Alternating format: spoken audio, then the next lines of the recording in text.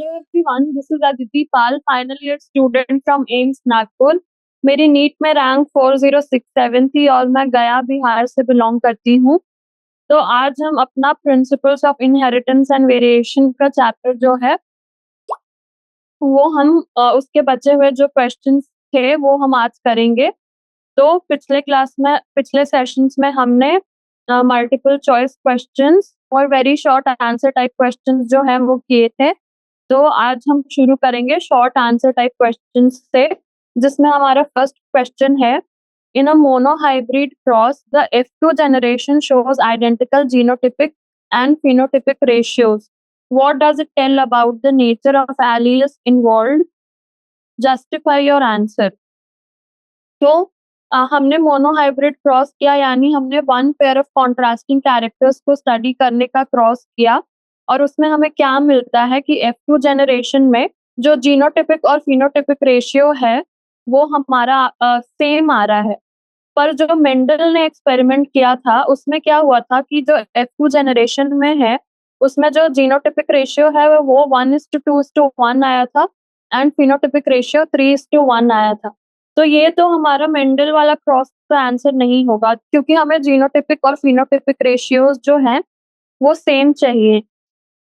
तो जब incomplete dominance का फेनोमेनन होगा तो जो हमारे पास जीनोटिपिक और फिनोटिपिक रेशियोज हैं F2 जनरेशन में वो सेम आएंगे। ठीक है, तो जो एलील्स होते हैं जो इनकम्प्लीट डोमिनेंस को शो करते हैं, तो उससे क्या होता है, ब्लेंडिंग ऑफ कॉन्ट्रास्टिंग ट्रेट्स हो जाता है इन हेटेरोजाइगस कंडीशन। तो जब हम क्रॉस करते हैं between the true breeding varieties producers heterozygous progeny, heterozygous progeny हमें मिलता है। तो अगर हम एक एग्जांपल लें, मिराबिलिस जलापा का जो प्लांट है उसका एग्जांपल हमने लिया है। तो आप देखिए कि जो क्रॉस होता है between pure red flowered plant and pure white flowered plant yields hybrid pink flowered plants due to incomplete dominance. तो आप देख सकते हैं कि जो डोमिनेंट है यहाँ पे हमारा डोमिनेंट आर आर होगा और जबकि यहाँ पे हमारा स्मॉल आर होगा, और जब ये ऑफस्प्रिंग में जाता है तो कैपिटल आर स्मॉल आर हो जाएगा।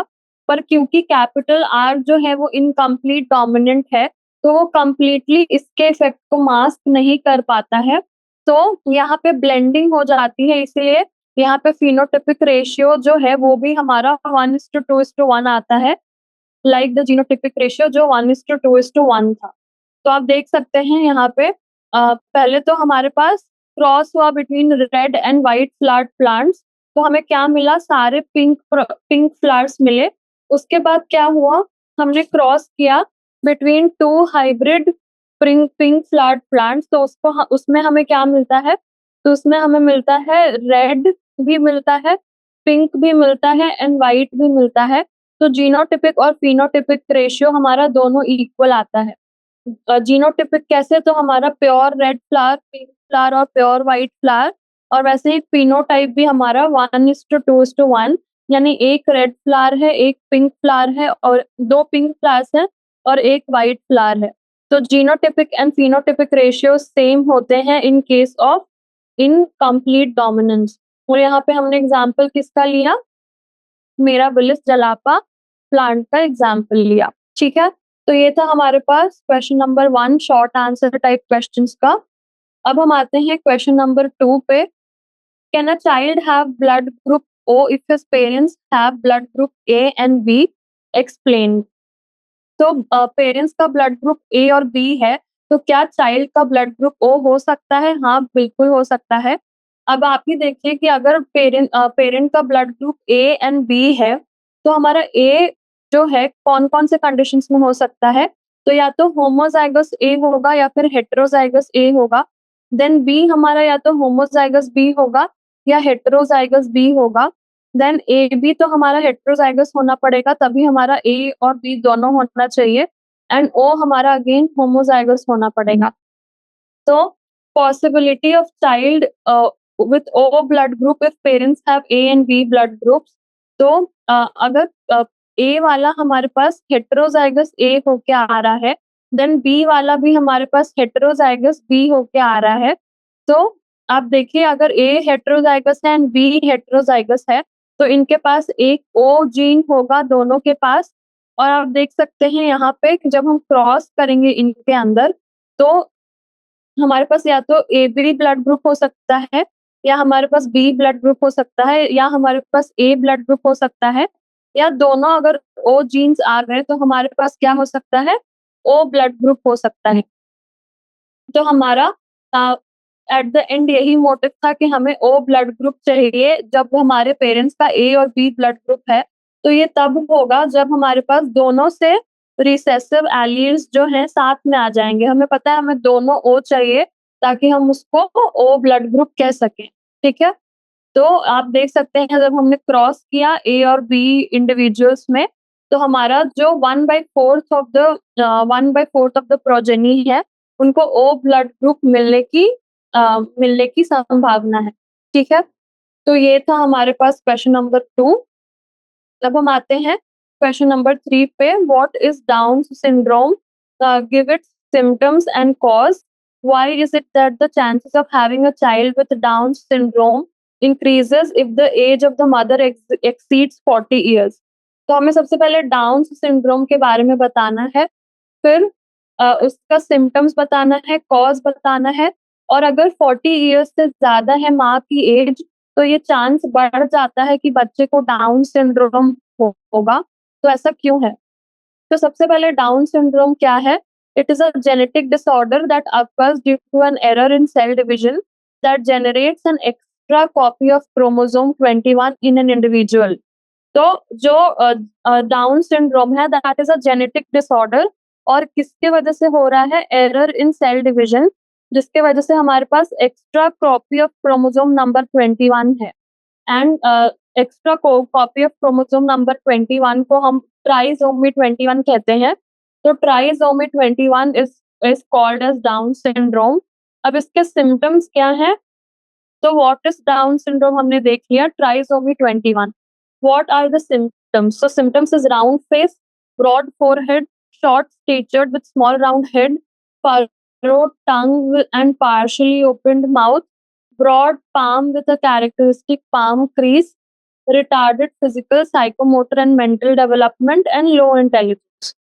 तो ये सारे हैं हमारे सिम्टम्स ऑफ डाउन सिंड्रोम। छोटा फेस होगा, ब्रॉड फोरहेड होगा, कम हाइट होगी, टंग में फरोज दिखेंगे, पाम जो है वो ब्रॉड होगा और पाम क्रीज बहुत प्रोमिनेंट होगी, physical, psychomotor and mental development जो है वो रिटार्डेड देखने को मिलेंगी, एंड जो इंटेलिजेंस है वो भी हमारा बहुत कम होगा, ठीक है?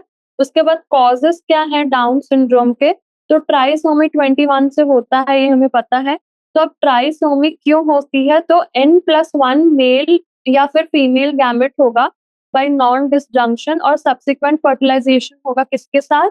Normal n gamete. यानी या तो हमारा फीमेल गैमेट n+1 होगा या फिर मेल गैमेट n+1 होगा, दोनों में से कोई भी होगा तो ट्राइसोमी 21 हो सकती है। देन एक्स्ट्रा क्रोमोसोम नंबर 21 हो सकता है। तो इस केस में हम एन्यूप्लॉइडी कहेंगे, which is characterized by the presence of an abnormal number of chromosomes in a cell. तो क्रोमोसोम नंबर यहाँ पे 2n+1 है, दैट इज 46 होना चाहिए, बट यहाँ पे 47 है। नाउ अब एज के साथ डाउन सिंड्रोम का जो अकरेंस है वो क्यों इंक्रीज हो रहा है? मदर के एज के साथ, ठीक है? क्योंकि जो हमारे ओल्डर एक्स होते हैं, यानी जैसे-जैसे मदर एज कर रही है, तो हमारे एक्स भी एज कर रहे हैं, और जो ओल्डर एक्स हैं, उनमें ज़्यादा चांस होता है इम्प्रॉपर क्रोमोसोम डिसजंक्शन, यानी क्रोमोसोम का अच्छे से डिवीजन नहीं होता है जैसे-जैसे हमारे एग्स जो हैं, वो ओल्ड होते जाते हैं, ठीक है? क्योंकि जो हमारे प्राइमरी oocytes है, वो तो हमें पता है कि डिप्लोटीन स्टेज में अरेस्टेड हैं प्रोफेज़ 1 के। तो अगर जितना ज़्यादा लॉन्गर टाइम होगा for prophase prior to fertilization, तो क्रोमोसोम्स जो हैं वो अनपेयर हो सकते हैं, एंड नॉन डिसजंक्शन होने की संभावना जो है बढ़ जाती है अगर हमारे पास ज़्यादा टाइम लग रहा है for fertilisation, that is after 40 years जो है वो बेबी का बर्थ हो रहा है। तो ऐसे हमारा जो एजिंग है वो क्रोमोसोम बिहेवियर को अफेक्ट करता है in at the time of meiosis. Now how was it ये था क्वेश्चन नंबर 3। अब क्वेश्चन नंबर 4 है, how was it concluded that genes are located on chromosomes? अब हमें कैसे पता चला कि जो जीन्स हैं वो क्रोमोसोम्स पे लोकेटेड होते हैं, ठीक है? तो जो जीन्स हैं they are a set of instructions that determine what the organism is like, its appearance, how it survives, how it behaves in its environment. तो जो जीन्स है हमारा सेट ऑफ इंस्ट्रक्शंस है कि ऑर्गेनिज्म कैसा होगा, उसका अपीयरेंस कैसा होगा, कैसे सर्वाइव करेगा वो एनवायरनमेंट में, बिहेव कैसे करेगा।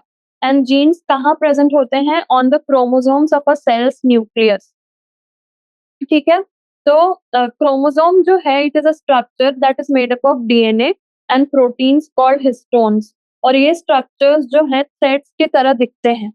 तो अब क्या किसने बताया कि जो जीन्स हैं हमारे क्रोमोसोम्स के ऊपर रहते हैं? तो Walter Sutton and Theodore Boveri gave the chromosomal theory of inheritance and stated that genes are present in specific locations on chromosomes, ठीक है? तो हमारे पास 2 साइंटिस्ट के नाम है यहाँ पे दे रखे, Walter Sutton and Theodore Boveri,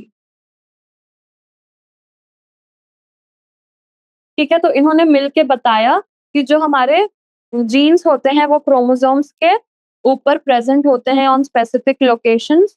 तो ऐसे ही हमें पता चला कि जो जीन्स हैं वो कहाँ लोकेटेड है, क्रोमोसोम्स के ऊपर लोकेटेड है, ठीक है? तो ये था हमारे पास क्वेश्चन नंबर 4। अब हम आ जाते हैं क्वेश्चन नंबर 5 पे। A plant with red flowers was crossed with another plant with yellow flowers, ठीक है? If F1 showed all flowers orange in color, explain the inheritance. अब रेड फ्लावर को हमने येलो फ्लावर के साथ किया तो हमें सारे ऑरेंज फ्लावर्स मिल रहे हैं, तो हमें इस फेनोमेनन को एक्सप्लेन करना है। तो फिर से हमारे यहाँ पे कॉन्सेप्ट आ जाता है किसका?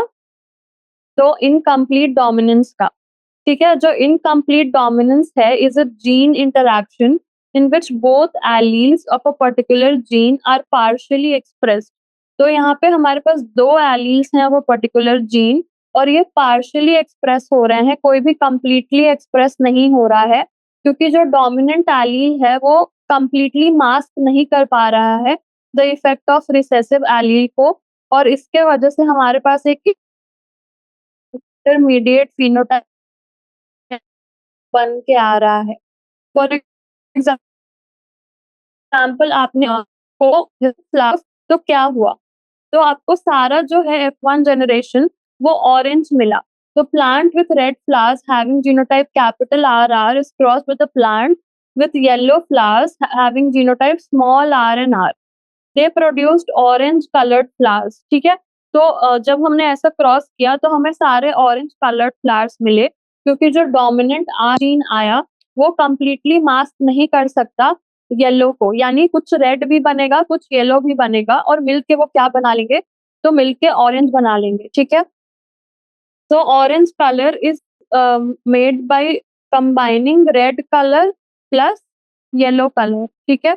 तो cross between red and yellow colored flowered plants produces all orange progeny due to incomplete dominance। तो ऐसा क्यों हो रहा है हमारे पास? तो ऐसा हो रहा है बिकॉज ऑफ जो फेनोमेनन है हमारे पास इनकम्प्लीट डोमिनेंस का, उसके वजह से हो रहा है कि आर भी अपना कंप्लीट रेड नहीं दिखा पा रहा है एंड स्मॉल आर भी अपना कंप्लीट येलो नहीं दिखा पा रहा है, तो दोनों ने कंबाइन करके क्या बना लिया? ऑरेंज कलर बना लिया है, ठीक है? तो इसके वजह से हमारे पास जो है सारे फ्लावर्स जो हैं ऑरेंज कलर के दिख रहे हैं, ठीक है? तो ये था क्वेश्चन नंबर 5। अब हम आते हैं क्वेश्चन नंबर 6 पे। What are the characteristic features of a true breeding line, ठीक है? तो आपको एक ट्रू ब्रीडिंग लाइन के कैरेक्टरिस्टिक फीचर्स बताने हैं कि कैसे आप चूज़ करेंगे एक ट्रू ब्रीडिंग लाइन को, ठीक है? तो सबसे पहले ट्रू ब्रीडिंग लाइन जो है वो प्लांट्स हैं they that produce only offspring of the same characteristics on self pollination. तो जभी भी आप ऐसे ट्रू ब्रीडिंग लाइन्स को लेते हैं और वो ऑफस्प्रिंग्स प्रोड्यूस करते हैं तो हमेशा जो उनके कैरेक्टरिस्टिक्स हैं हमेशा सेम रहते हैं ऑन सेल्फ पॉलिनेशन। तो क्या कैरेक्टरिस्टिक फीचर्स होते हैं of a true breeding line? तो जो प्लांट्स हैं उनको होमोजाइगस होना चाहिए for a trait with both dominant और both recessive alleles. For example हम एक प्लांट लेते हैं red flowers is having R genotype, तो उनको होमोजाइगस होना चाहिए फॉर अ ट्रेट। तो आप यहाँ पे देख सकते हैं ये रेड फ्लावर प्लांट जो है होमोजाइगस है अपने ट्रेट के लिए। उसके बाद it also shows stable inheritance, तो अब उसको पहले तो होमोजाइगस होना चाहिए, फिर उसको स्टेबल इनहेरिटेंस भी दिखाना चाहिए। That means it should produce progeny with the same characteristics for several generations. तो सेवरल जनरेशंस तक जब वो प्रोजेनी को प्रोड्यूस करेगा, तो उन प्रोजेनी के सेम कैरेक्टरिस्टिक्स होने चाहिए फॉर सेवरल जनरेशंस। तो ये एक अनदर हो गया। तो पहले प्लांट को होमोजाइगस होना चाहिए फॉर अ ट्रेट, तो यानी कि या तो बोथ डोमिनेंट एलील्स प्रेजेंट होने चाहिए या बोथ रिसेसिव एलील्स प्रेजेंट होने चाहिए। देन इट उसको प्रोजेनी जो वो प्रोड्यूस करेगा उसके कैरेक्टरिस्टिक्स जो है वो भी सेम रहने चाहिए ओवर सेवरल जनरेशंस। इसके वजह से क्या होती है, जो होमोजाइगोसिटी है वो इंक्रीज होती है over the generations, and it also helps to eliminate the harmful recessive genes in certain cases. तो जो हार्मफुल रिसेसिव जीन्स हैं उसको भी अगर हम एलिमिनेट करना चाहें तो हम ट्रू ब्रीडिंग कैरेक्टरिस्टिक्स को चूज करना चाहेंगे, क्योंकि वो हेल्प करता है to eliminate the harmful recessive genes in certain cases. ठीक है, तो ये था हमारे पास क्वेश्चन नंबर 6। अब है हमारे पास question number 7। In peas tallness is dominant over dwarfness and red colour of flowers is dominant over the white color. When a tall plant bearing red flowers was pollinated with a dwarf plant bearing white flowers, the different phenotypic groups were obtained in the progeny. Mention the genotypes of the two parents and the 4 offspring types.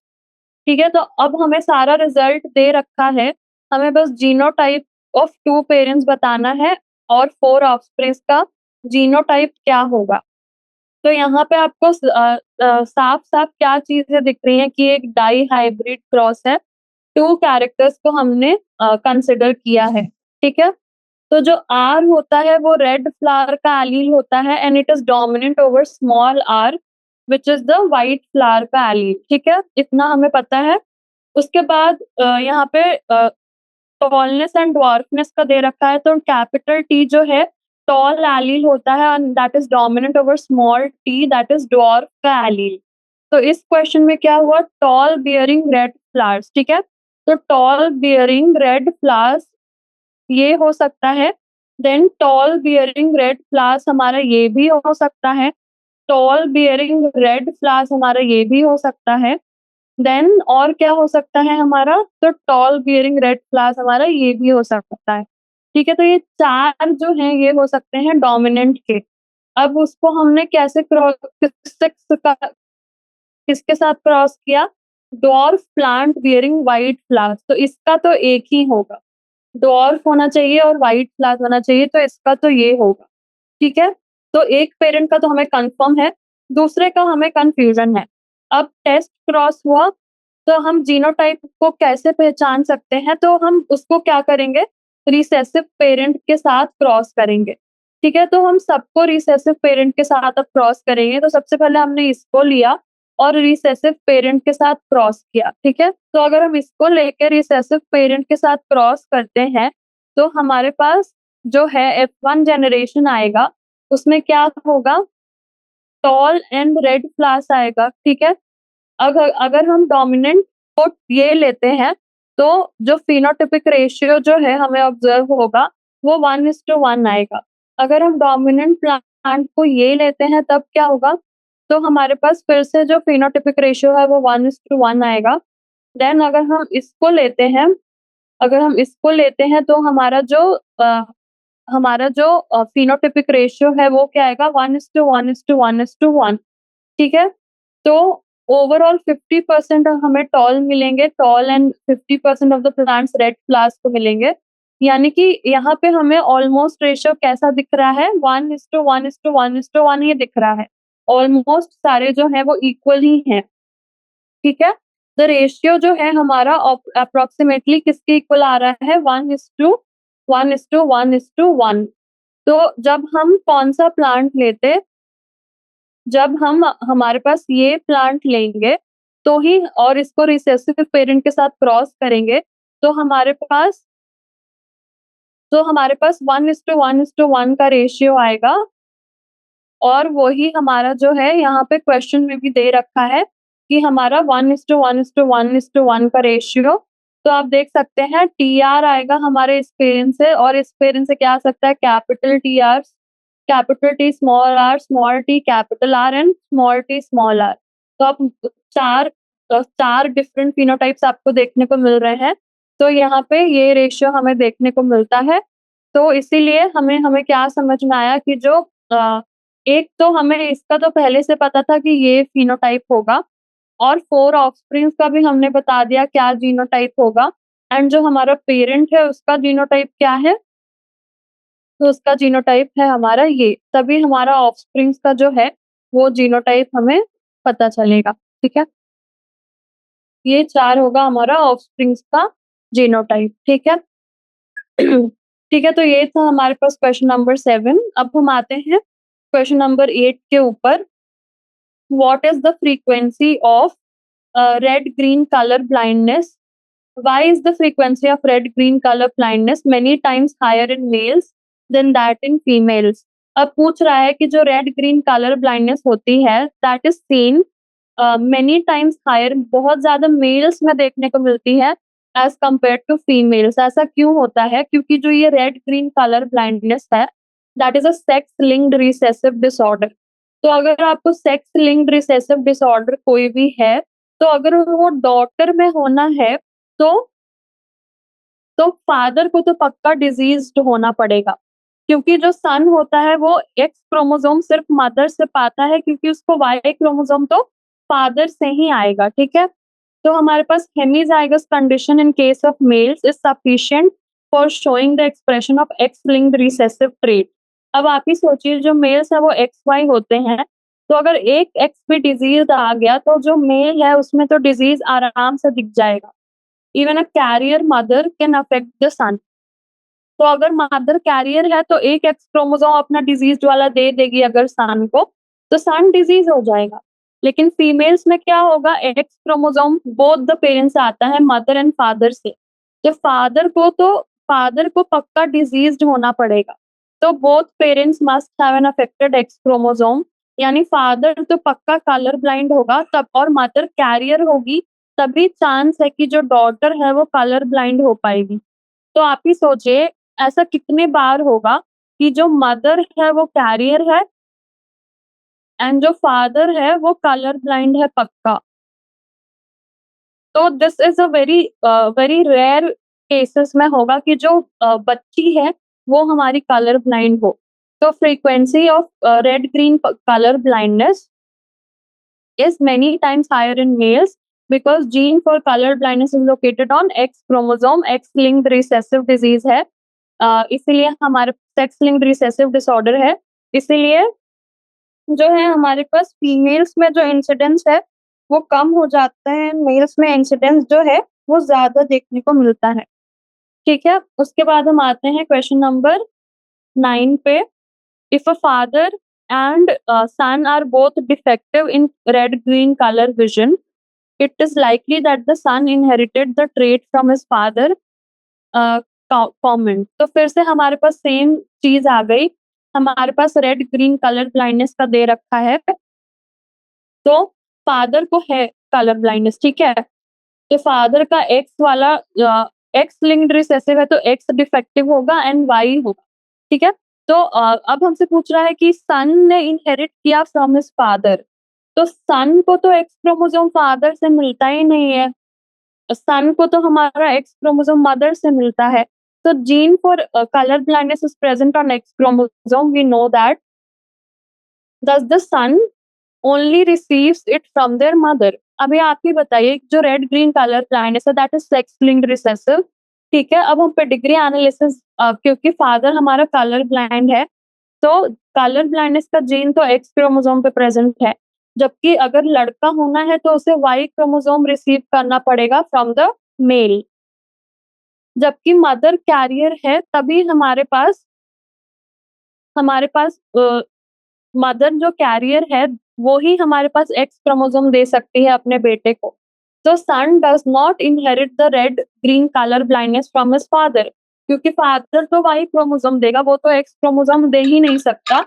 तो father देगा Y chromosome and जो mother हमारे पास career है, वो हमारी देगी जो affected x chromosome है, जो हमारे सन के अंदर जाएगा और सन को क्या करेगा? सन को अफेक्ट करेगा और उस क्रोमोसोम के वजह से उस एक्स क्रोमोसोम के वजह से जो उसको मदर से मिला है, उसके वजह से जो बच्चा है, जो लड़का है, वो कलर ब्लाइंड होगा, ना कि फ्रॉम द फादर, ठीक है?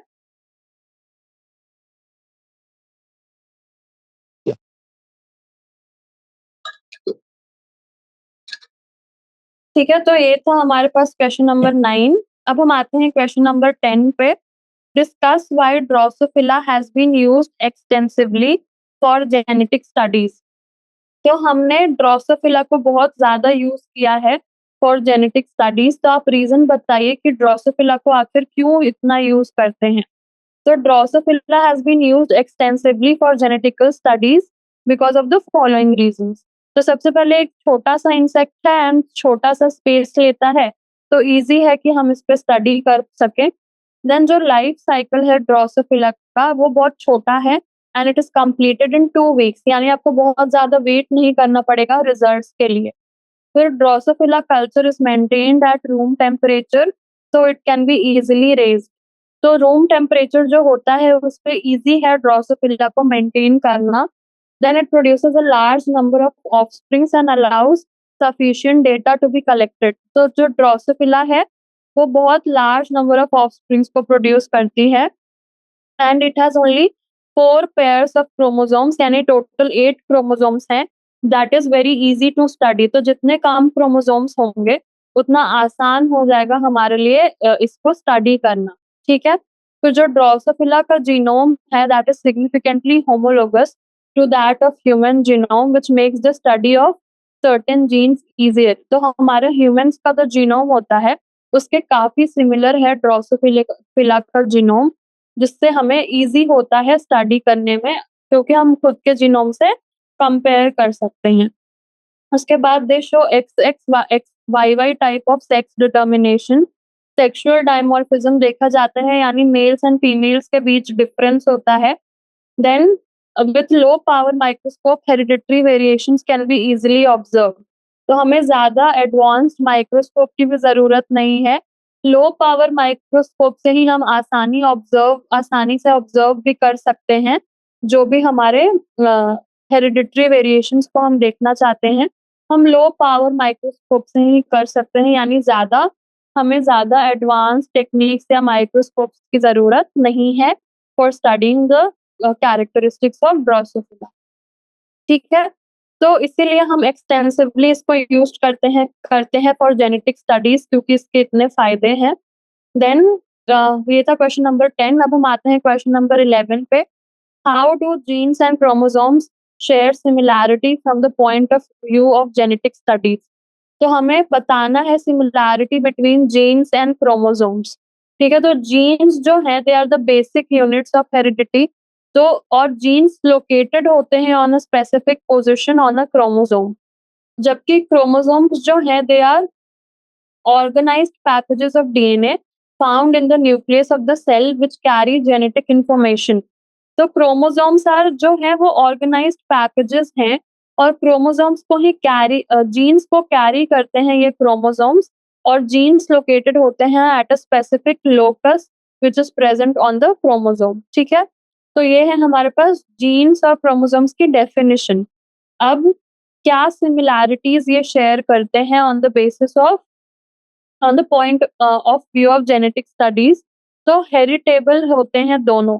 हमारे जीन्स और क्रोमोसोम जो है दे आर इनहेरिटेड और transmitted from one generation to the next generation. ये तो हमें पता है कि दोनों ही हेरिटेबल होते हैं। फिर डिप्लॉयड फॉर्म, तो जीन्स जो प्रेजेंट होते हैं in alternative forms of alleles in a diploid cells. A pair of a particular chromosome is present in a diploid cell which are referred to as homologous chromosomes। तो दोनों ही हमारे pairs में पाए जाते हैं, इसलिए हम इसे डिप्लॉयड फॉर्म कहते हैं। One is of maternal origin while the other is of paternal origin. Then haploid form, genes are present in single allelic form in a haploid cell. Chromosomes are also present in a single set. तो दोनों ही हमारे gamete में half half हो जाएंगे, both genes and chromosomes. Then mutable, जो genes हैं वो mutate हो सकते हैं by substitution, deletions and insertions of nitrogenous bases.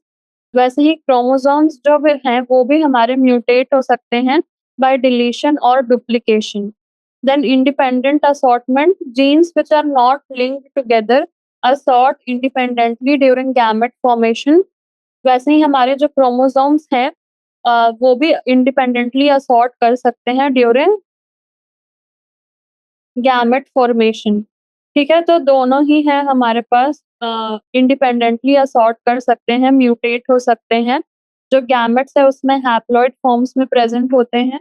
अगर हमारे पास नॉर्मल सेल है तो उसमें डिप्लॉइड फॉर्म में प्रेजेंट होंगे, एंड दोनों ही हमारे इनहेरिट हो सकते हैं, यानी पास ऑन कर सकते हैं from generations to generations. So that is why they are heritable. ठीक है, तो ये था हमारे पास क्वेश्चन नंबर 11। अब हम आते हैं क्वेश्चन नंबर 12 पे। What is recombination? Discuss the applications of recombination from the point of view of genetic engineering. तो हमें रिकॉम्बिनेशन को समझाना है और जेनेटिक इंजीनियरिंग में क्या यूज है इसका वो बताना है। ठीक है, तो रिकॉम्बिनेशन क्या है, क्या चीज है? So recombination refers to the process of exchanges of genes between non-sister chromatids of homologous chromosomes. तो non-sister chromatids of homologous chromosomes के बीच जो exchange होता है उसी को हम क्या कहते हैं? recombination। उसके वजह से क्या होता है? different genetic combinations बनते हैं and gametes का formation होता है with chromosomes that are different from the parents। तो ये जो recombination है that is crossover between exchange of genes between non-sister chromatids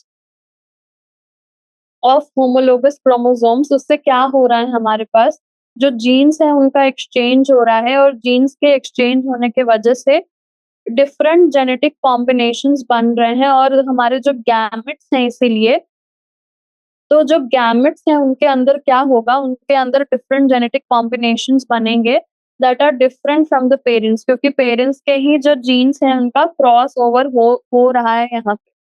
ठीक है, तो अब हमको इस रिकॉम्बिनेशन का एप्लीकेशन बताना है इन द जेनेटिक इंजीनियरिंग। तो जो रिकॉम्बिनेंट डीएनए होता है that is formed by joining of two molecules of DNA from different species. तो डिफरेंट स्पीसीज से हमने टू मॉलिक्यूल्स ऑफ डीएनए को लिया और उसको एक साथ कंबाइन कर दिया, तो अब वो हम उसे बोलेंगे रिकॉम्बिनेंट डीएनए। तो जो काइमेरिक डीएनए मॉलिक्यूल होता है that is inserted into a host organism and produces new genetic combinations. तो जो ये नया डीएनए हमने रिकॉम्बिनेंट डीएनए बनाया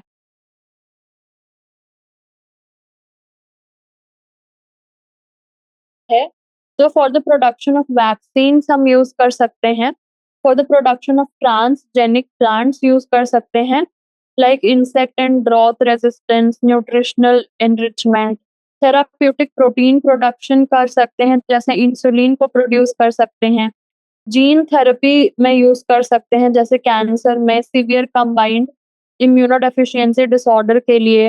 then production of transgenic animals कर सकते हैं with improve quality of milk and egg. तो ये सारी चीज़ों के लिए हम रिकॉम्बिनेंट डीएनए टेक्नोलॉजी को यूज़ कर सकते हैं, और रिकॉम्बिनेशन के प्रोसेस का ये एप्लीकेशन है इन रिकॉम्बिनेंट डीएनए टेक्नोलॉजी। ठीक है? तो ये था हमारे पास क्वेश्चन नंबर 12। अब हम आते हैं क्वेश्चन नंबर 13 पे। What is artificial selection? Do you think it affects the process of natural selection? How? तो अब हमारे पास आर्टिफिशियल सिलेक्शन क्या चीज़ है, और अगर ये है तो क्या ये अफ़ेक्ट करती है प्रोसेस ऑफ नेचुरल सिलेक्शन को? तो आर्टिफिशियल सिलेक्शन, या जिसे हम कहते हैं सिलेक्टिव ब्रीडिंग, तो ये एक प्रोसेस है जिसमें जो ह्यूमन्स हैं वो आइडेंटिफाई करते हैं desirable traits in organisms and breed to develop desirable phenotypic traits. तो हमें पता है कि हमें क्या डिज़ायरेबल चाहिए प्रोजेनी में, तो उसी के हिसाब से हम पेरेंट्स को चूज़ करेंगे, ठीक है? तो उसी को हमने कह दिया आर्टिफिशियल सिलेक्शन या फिर सिलेक्टिव ब्रीडिंग। जबकि नेचुरल सिलेक्शन क्या होता है, नेचर सिलेक्ट करता है certain organisms with better traits which are fit for survival and reproduction and allowed to leave more progeny. It gradually leads to evolution. तो एक बार नेचर ने सिलेक्ट किया, एक बार ह्यूमंस ने सिलेक्ट कर लिया, तो हमने दो डिफरेंट नाम दे दिए, नेचुरल सिलेक्शन और आर्टिफिशियल सिलेक्शन या फिर सिलेक्टिव ब्रीडिंग। तो क्या नेचुरल आर्टिफिशियल सिलेक्शन जो हमने किया वो क्या वो अफेक्ट करेगा the process of natural selection? तो हाँ, वो अफेक्ट करेगा the process of natural selection. जो आर्टिफिशियल आर्टिफिशियल सिलेक्शन है, it depends on selections and improvement of the traits to increase yield according to human preference.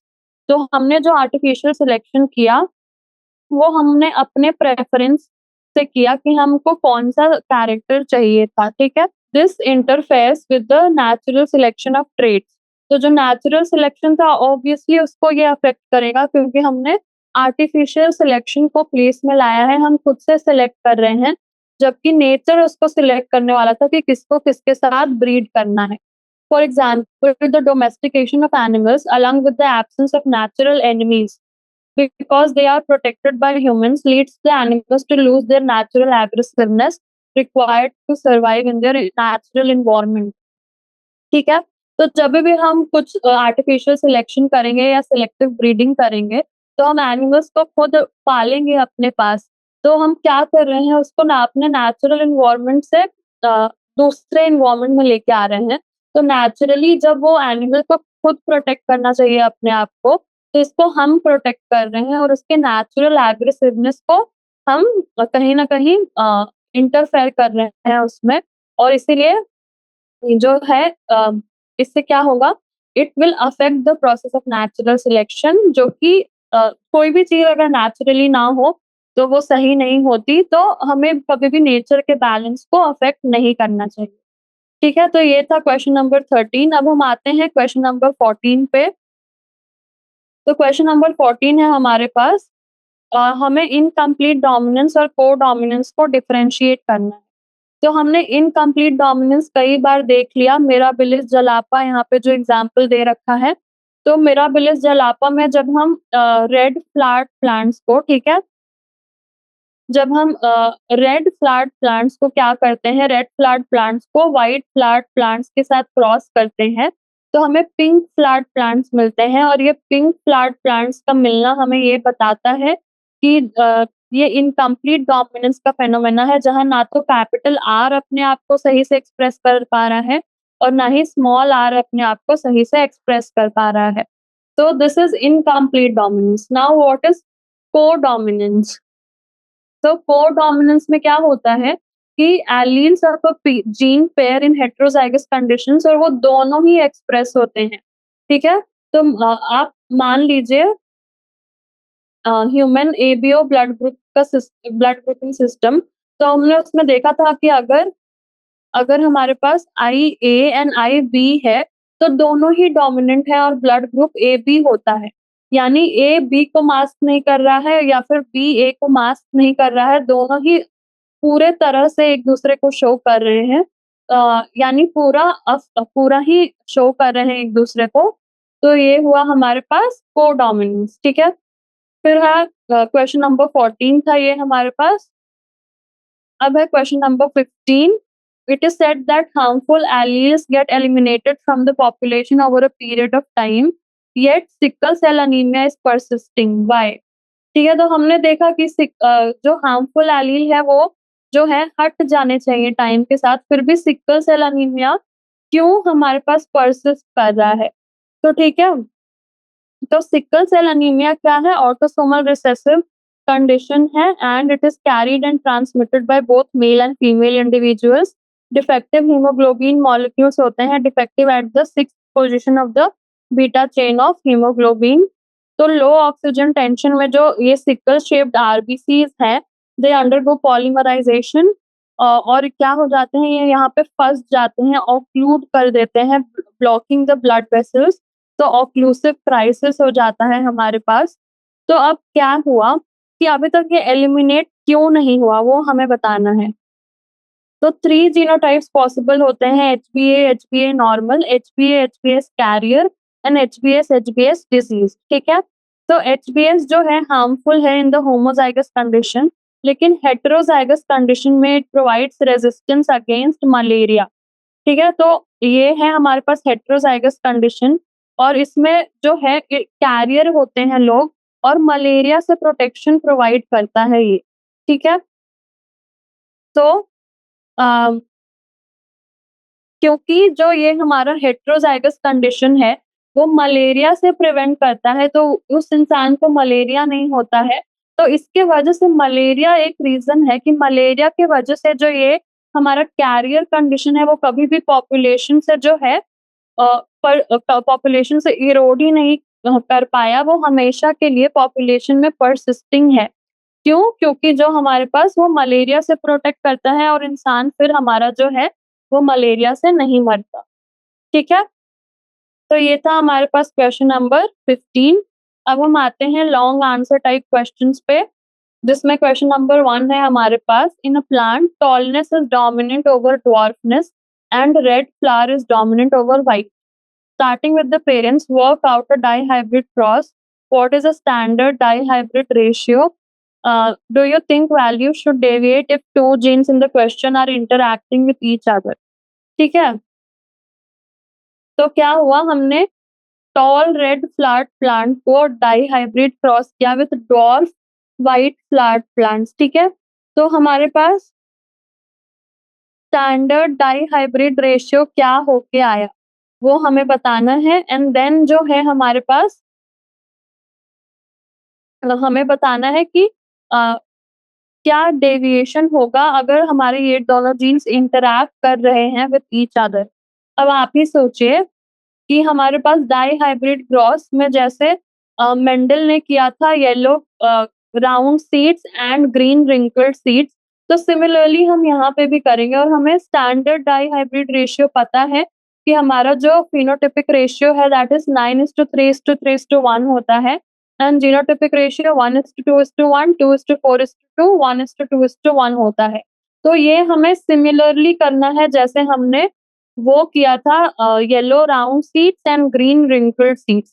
तो ये हमें सिमिलरली ही करना है और रेशियो हमारा इतना होके आएगा, ठीक है? उसके बाद अगर हमारे पास दोनों जीन्स इंटरैक्ट कर रहे होते, तो फेनोटाइपिक रेशियो जो है वो भी हमारा जो है डिफरेंट होता एंड जीनोटाइपिक रेशियो भी हमारा डिफरेंट होता। जीनोटाइपिक रेशियो सेम होता, पर हमारे पास फेनोटाइप्स अलग-अलग आते। तो अगर कॉम्प्लीमेंट्री जीन्स होते तो हमारा 9:7 रेशियो आता, डुप्लीकेट जीन्स में 15:1 आता, रिसेसिव एपिस्टासिस में 9:3:4 आता एंड डोमिनेंट एपिस्टासिस में 12:3:1 आता। तो ऐसे हमारे जो रेशियो है वो वेरी करेंगे अगर जो हमारे जीन्स हैं वो इंटरैक्ट कर रहे हैं एक दूसरे से। ठीक है, तो ये था हमारे पास क्वेश्चन नंबर 1। अब हम आते हैं क्वेश्चन नंबर 2 में। तो जो मेल्स होते हैं वो हमें पता है ह्यूमन्स में कि हेटेरोगैमेटिक होते हैं, फीमेल्स होमोगैमेटिक होती है। तो अब हमें उल्टा एग्जाम्पल बताना है, ठीक है? तो उल्टा एग्जाम्पल हमें कि मेल्स में एक्सेस हो एंड फीमेल्स में जो है फीमेल्स में जो है हेटेरोगैमेटिक हो, तो ऐसा कौन-सा कंडीशन है? तो बर्ड्स में जो फीमेल्स हैं, they will possess heterogamy known as ZW-ZZ type of sex determination. तो फीमेल्स में ZW है यानी फीमेल्स के अंदर जो है हमारे पास हेटेरोगैमेटी है एंड मेल्स का ZZ है। ठीक है? तो ये एग्जांपल हमने दे दिया बर्ड्स के फॉर्म में कि बर्ड्स के साथ ऐसा होता है कि बर्ड्स में हमारे पास जो फीमेल्स हैं वो हमारे पास हेटेरोगैमेटिक है एंड मेल्स हेटेरोगैमेटिक यानी ZW है एंड मेल्स ZZ हैं। तो उसके बाद who determines the sex of an unborn child? तो हमने पिछले सेशन में देखा था कि कौन डिटरमाइन करता है। क्या आप देखिए क्या फीमेल डिटरमाइन करती है? फीमेल तो हमेशा एक्स ही दे रही है। मेल ही जो है वो एक एक्स दे रहा है, एक वाई दे रहा है और इस वाई से ही तो डिफरेंस आ रहा है सारा। क्योंकि फीमेल तो एक्स देगी, एक्स के साथ एक्स कंबाइन होके फीमेल बनाएगा। अगर मेल ने वाई क्रोमोसोम नहीं दिया तो मेल कहाँ से आएगा? ठीक है? तो हमारे पास जो कौन डिटरमाइन करता है sex of an unborn child, तो it is short the man who determines the sex of an unborn child. Temperature का क्या रोल होता है? अब टेम्परेचर का रोल इन सेक्स डिटरमिनेशन, तो अगर टर्टल्स में जब हम एग्स को इंक्यूबेट करते हैं बिलो 28 डिग्री सेल्सियस, तो मेल ऑफस्प्रिंग्स प्रीडोमिनेंटली देखने को मिलते हैं, while incubation at temperature above 31 degree Celsius leads to the formation of female offspring।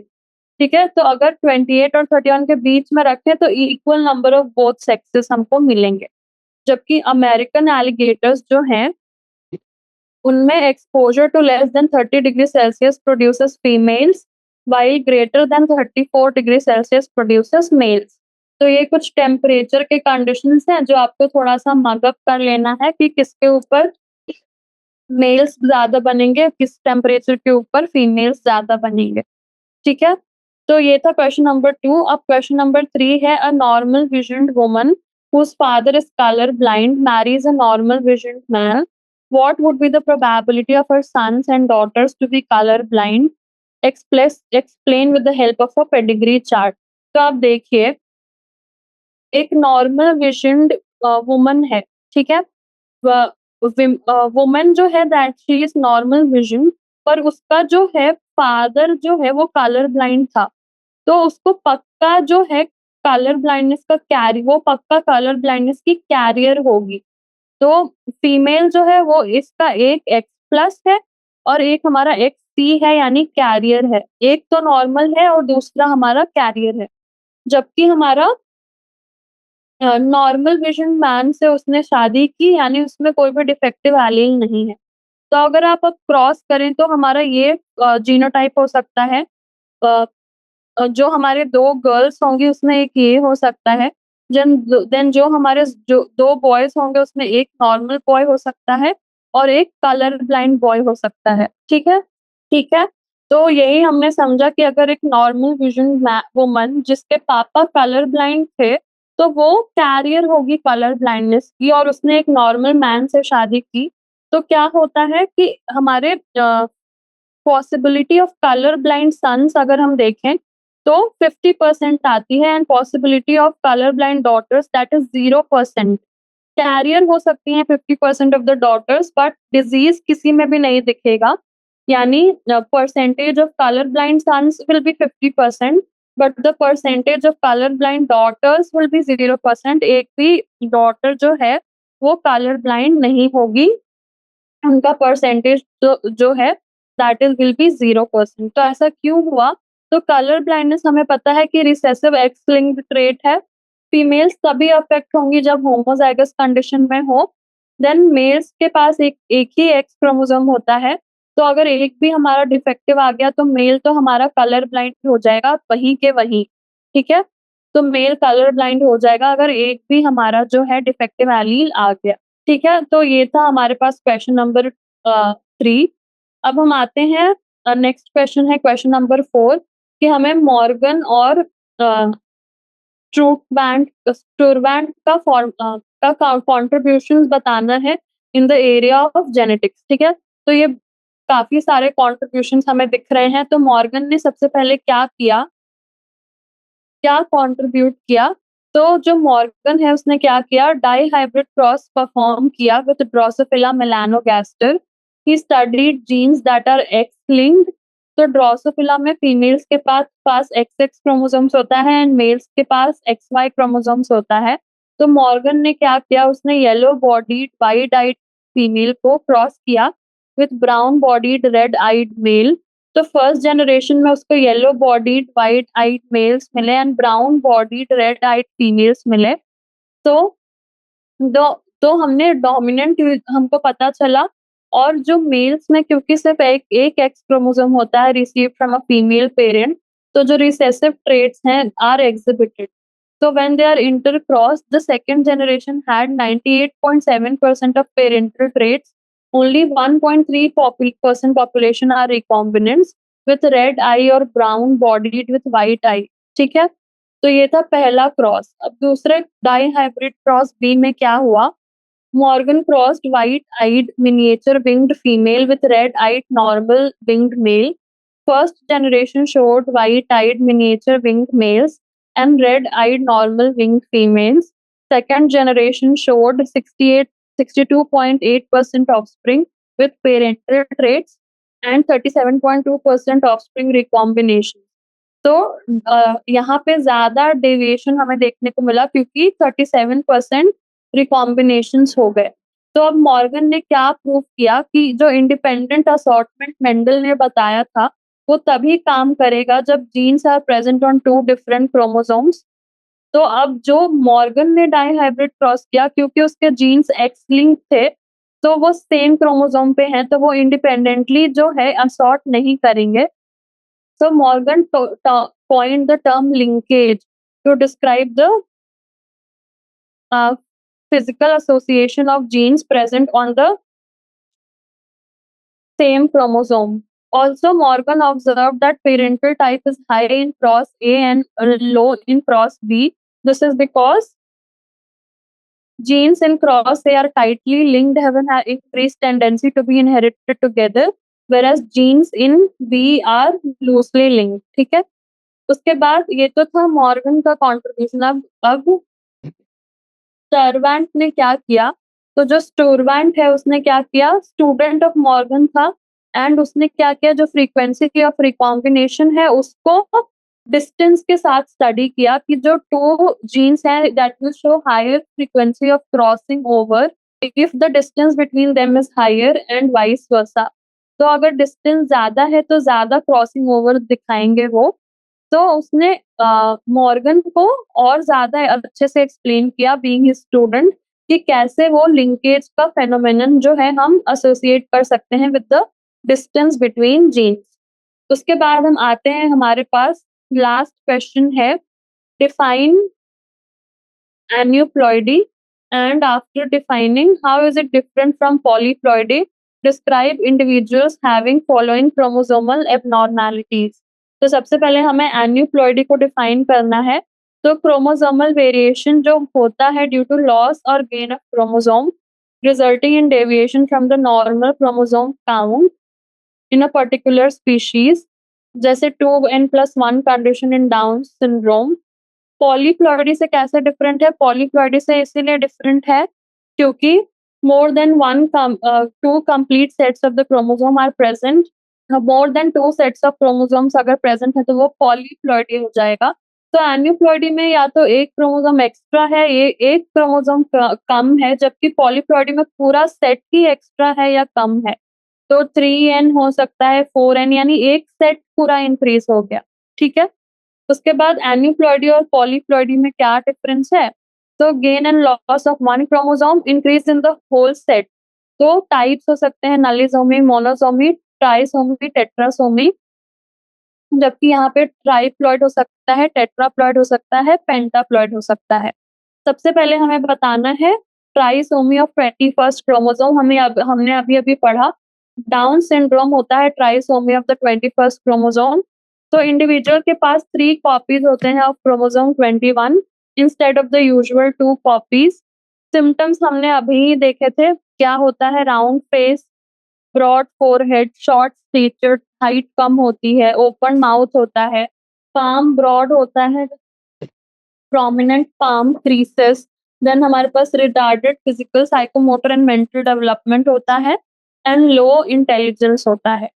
Then next is XXY, that is the Klinefelter syndrome by XXY genotype। तो इसमें 44 plus XXY यानी 47 chromosomes होते हैं। तो क्या क्या हो सकता है इसमें? तो क्लाइनफेल्टर क्यों हो सकता है? Fusion of a normal sperm with egg containing extra X chromosome, fusion of normal egg with abnormal sperm carrying 1 X chromosome in addition to the Y chromosome। ठीक है? और सिम्पटम्स क्या-क्या होते हैं? तो मेल होगा, क्लाइनफेल्टर के अंदर मेल होगा, sterile male with small testis, the individuals are with some feminine characters. तो मेल होगा, उसको गायनेकोमास्टिया होगा एंड मेंटल रिटार्डेशन होगा। ठीक है? तो क्लाइनफेल्टर में हमें याद रखना है कि मेल तो है, ठीक है? मेल है क्योंकि वाई क्रोमोसोम है XXY, ठीक है? तो मेल तो है पर उसमें एक एक्स है, तो हम एक्स्ट्रा है तो गायनेकोमास्टिया देखने को मिल रहा है, मेंटल रिटार्डेशन देखने को मिल रहा है and the mail is sterile. उसके बाद XO है दैट इज़ टर्नर सिंड्रोम। तो टर्नर सिंड्रोम एक्सोजीनोटाइप की वजह से हो सकता है, तो ये क्यों हो सकता है? Monosomy of the X chromosome, fusion of normal egg with abnormal sperm, then fusion of normal sperm carrying X chromosome with the abnormal egg lacking the allosome। तो सिम्टम्स क्या होते हैं? टर्नर सिंड्रोम में फीमेल होगी, ठीक है? अब ये फीमेल स्टेराइल होगी, शॉर्ट स्टेचर्ड होगी, मेल कैरेक्टरिस्टिक्स होंगे इसके, अंडर डेवलप्ड ब्रेस्ट्स होंगे एंड एब्नॉर्मल इंटेलिजेंस होगा। तो फीमेल होगी टर्नर्स में और वैसी ही होगी, स्टेराइल होगी, शॉर्ट स्टेचर्ड होगी, मेल कैरेक्टरिस्टिक्स होंगे उसके and under developed breasts and abnormal intelligence होगा। ठीक है, तो हमें ऐसा याद रखना है कि क्लाइनफेल्टर्स में पहले तो मेल होगा, अब उसके जो सेकेंडरी सेक्सुअल कैरेक्टरिस्टिक्स हैं वो उतने अच्छे नहीं होंगे। सिमिलरली टर्नर्स में जो होगी फीमेल होगी एंड उसके भी जो सेकेंडरी सेक्सुअल कैरेक्टरिस्टिक्स हैं उतने प्रॉपर नहीं होंगे। तो इसी के साथ हमारे सारे क्वेश्चंस खत्म होते हैं इस चैप्टर के। तो ये चैप्टर समझने में थोड़ा मुश्किल हो सकता है पर आप जितनी बार इसको करने की कोशिश करेंगे उतना ज़्यादा आपका आइडिया क्लियर होते जाएगा इस चैप्टर के बारे में। और बार-बार इसको पढ़ने की कोशिश करिए तो आप समझ पाएँगे कि ये चैप्टर क्या बताना चाहता है। तो इसी के साथ हम आज का सेशन यहीं ख़त्म करते हैं। Thank you so much.